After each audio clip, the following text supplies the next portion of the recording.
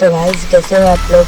उम्मीद करता हूँ अच्छे हो। मैंने सुनने को पाया कि आप मेरे चैनल को सब्सक्राइब नहीं करते लेकिन वीडियो देख लेते हैं। तो आज हम बनाने वाले हैं होमोपोलर मोटर। तो इसको बनाने के लिए चाहिए हमें एक ग्लू की मदद। ग्लू को लेके क्या करना है, हमको झटका देना है, फिर मैग्नेट लेना है, मैग्नेट लेके इलेक्ट्रिक ले फिर उसके ऊपर बैटरी रख देना है। फिर एक तार को मैं जैसे मुड़ूंगा आप वैसे ही मोड़ लेना है।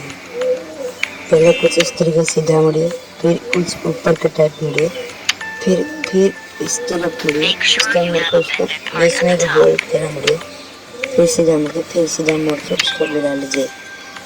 फिर क्या करना है, इसको लेकर इधर पर रख देना है।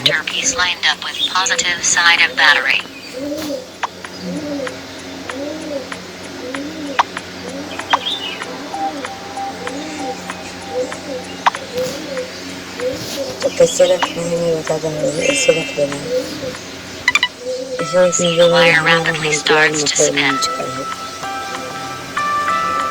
तो वीडियो अच्छी लगी तो लाइक से और सब्सक्राइब एंड शेयर कर देना। The battery is possessing electronic motor which in connect contact with the magnet that creates an electronic field and the wire travels in the direction of a mystic